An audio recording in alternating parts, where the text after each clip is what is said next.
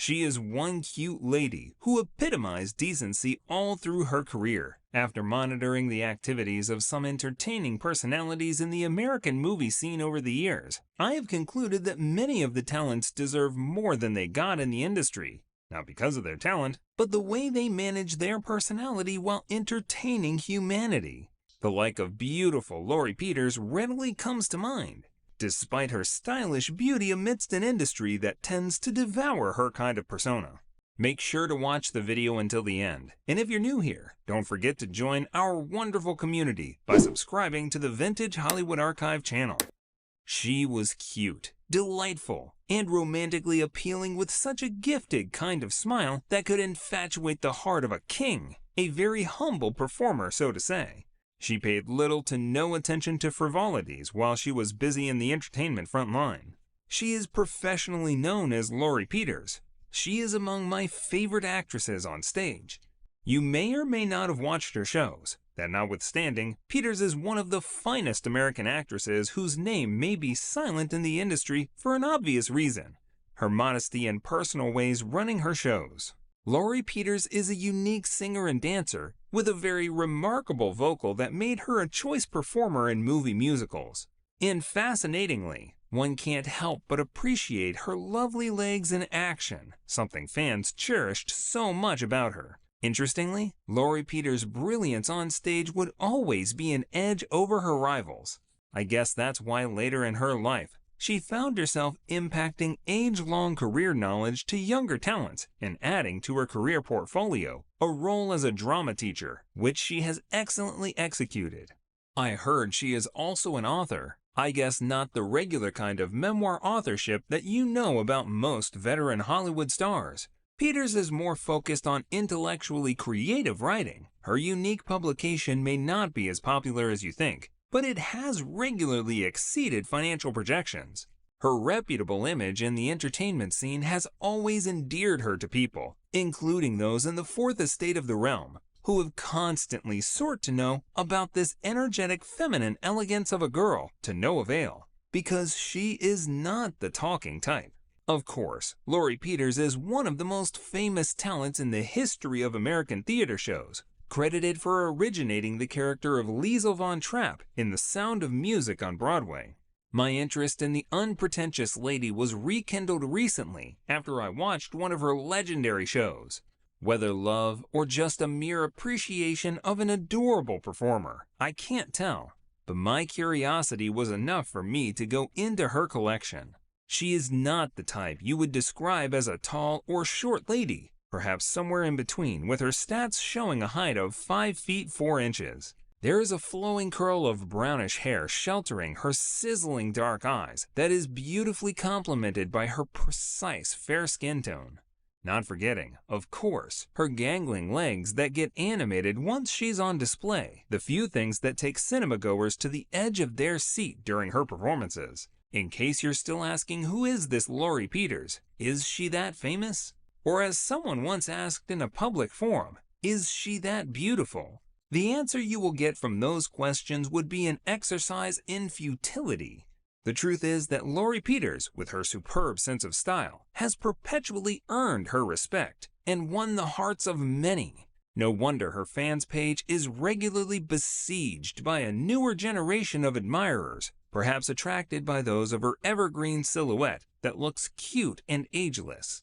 I still recall how she got nominated for a Tony Award for Best Featured Actress in a musical performance. Almost everyone wanted to know about her, with inquisitiveness being high about who she is and how she started. But unfortunately, this angelic dancer never spoke about herself, and it seems she is not willing to say something either, even as historians continue to dig deep into her background. I guess at the moment, not very much is known about her academic background, where she schooled and graduated, if any. It's the same story as her early years. Little or nothing is made available to the public, all because Lauri Peters has either refused to make that private aspect of her history public, or she is still compiling it in her diary. That being the case, information about her childhood remained scanty. However, I can authoritatively tell you that Lauri Peters was born in Detroit, Michigan on the 2nd of July, 1943, as Patricia Peterson to Mr. and Mrs. Harold Peterson. She grew up in a family of 4 kids, comprising her 3 older brothers, identified as Harold Jr., Victor, and Sidney. Mr. Peterson and his family relocated to Cleveland when Peters was still an infant of about a year old. Little Peters grew up thinking about showbiz, and in no time, she found herself learning dance moves. Peters was said to have acquired dance lessons as a child, which she began as early as she could understand the lectures. It is her dream of becoming a celebrated performer that must have inspired young Peters to move over to New York City as a teenager. Reporters say she went there to pursue ballet. The youthful and cute talent was then known as Patty Peterson. She was much disciplined and religiously danced her way to stardom. Many of her fans are also interested in knowing what her love life is like. Whom and who is chasing her around? Is she single and searching or not? I think she is just enjoying her fruitful life of peace and grace, quietly alone. It seems after divorcing her husband, she decided to keep to herself because there's no record of any love relationship with Peters after she separated from her husband to date, at least not in the public domain. Peters had met John Voight, her husband, when he became part of the house of the German messenger boy, Rolf, with whom she shared the songs 16 Going on 17 and a love interest. CD copies of the show were reported to have sold more than 3 million in the United States. Although Lauri Peters is well known as an American actress, her talent was remarkably felt in the United Kingdom. As such, UK fans will remember her for appearing in Cliff Richard's Love, leading role in the 1963 film Summer Holiday, though that was not the only movie that saw her shine within the era. Her creativity in the entertainment scene was largely felt in the arena between 1959 and 1973, a period she excelled in movies, stage production, and later on the television, even though most of her talent was greatly judged in Broadway stage productions. Peters made her Broadway debut in 1958. She had appeared as a substitute in the children's crew in Say Darling. She was billed in the production as Lauri Peterson. Lauri is a variation of the name Lauri. The reason for the name change is that she noticed that another performer is already going under the Patty Peterson and duly registered with Actors Equity at the time. So, another moniker becomes inevitable. Say Darling ran for almost a year and ended in 1959. 2 months after the production ended, Peters got another important role in the Broadway show titled First Impressions. This is where the name Lauri Peterson was first used. She was remarkable in both roles, and later that same year, she began preparing for the legendary role that she would ever be remembered with. Peters formed the role of Liesl von Trapp and became the originator of the Broadway production of The Sound of Music, and subsequently became a Tony nominee. The film version of Liesl von Trapp in 1965 was, however, played by Charmian Carr, for some reason not very clear. Critics say she was very cute, appearing in What's My Line, alongside other teenage stars of the Mary Martin musical.